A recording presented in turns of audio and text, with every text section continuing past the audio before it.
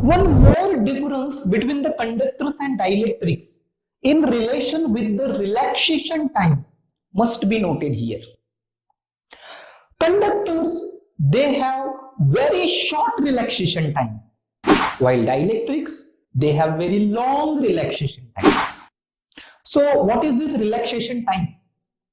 Technically, relaxation time is the time that is needed for the charge placed in the interior of the material to drop to 1 upon E of its initial value or 36.8% of its initial value. You know, when you put any charge into the interior of the material, that charge rearrange itself and the charge density at that initial point starts decreasing with time. So technically, the time needed to decrease that density to 1 upon E of the initial is called as relaxation time of that charge into that material. And this relaxation time, it is very short, negligible for the good conductors, and it is very long for the good dielectrics. For instance, copper, a good conductor, having relaxation time 1.53 into 10 to the power minus 19 second, negligible. A fused quartz, a good dielectric, it has relaxation time almost 51.2 days, very long. So conductors, they have very short relaxation time. Dielectrics, they have very long relaxation. So if I take a good conductor over here and good dielectric here, and assume that anyhow I have put some charge into the interiors of these materials. So for conductors, the charge that we put in the interior of that conductor, it will be quickly rearranged and the charge density at the interior point drops to 0 almost instantly. Because we have seen that relaxation time for the conductors, it is almost negligible. It is very short. So as soon as you put that charge into the interior of the conductor, it gets quickly rearranged and it gets accumulated on the surface. We have seen that for the conductors under static equilibrium, the charge resides on the surface. So the charge that we put in the interior of this conductor, it gets quickly rearranged and the interior volume charge density drops to 0 almost instantly. All the charge resides on the surface. But for the dielectric, we can say that when we put the charge into the interior of the dielectric, it will remain there. Because we have seen that the relaxation time for the dielectric materials, it is very long. That means I can say that that charge doesn't rearrange. It will remain there where we put. Isn't it?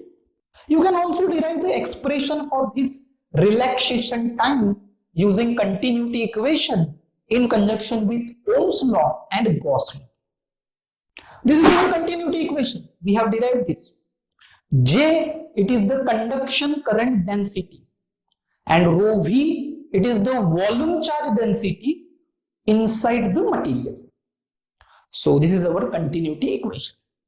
Now recall the Ohm's law. We have also derived that. This is our Ohm's law. J equal to sigma into E. Sigma, it is the conductivity of the material, and E, of course, the applied electric field.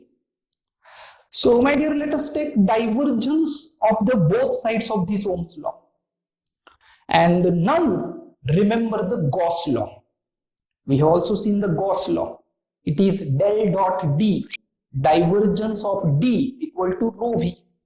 So I can easily say that del dot E is nothing but rho V upon epsilon, because D is the epsilon into E. So using this I can say that del dot J is nothing but sigma upon epsilon into rho V. Now, my dear, check out equations 1 and 2. You can easily compare these equations and you can get the expression as you can see from your screen. And now, carefully observe this expression.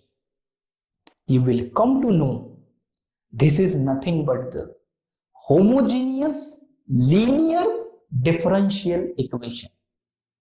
Just recall your mathematics. You will come to know this expression is a homogeneous linear differential equation, isn't it? So using your mathematical concepts for getting the solutions for differential equation, the solution for our differential equation is as like this, as you can see from the screen. Rho V0, it is the volume charge density in the interior portion at T equal to 0. That means it is the initial volume charge density inside the material. And rho V, it is the same volume charge density but after a time T. And as you can see from this expression, from this relation, you can easily say that the time taken for the inside volume charge to drop to 1 upon E of the initial, it is nothing but epsilon upon sigma. That time will be needed to drop to 1 upon E value of the initial. And according to our definition, that time is nothing but the relaxation time. Yes or no?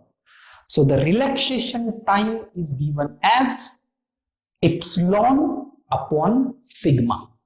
Epsilon, it is the permittivity of the medium. Sigma, it is the conductivity of that medium. And as you all know, conductors have very high conductivity.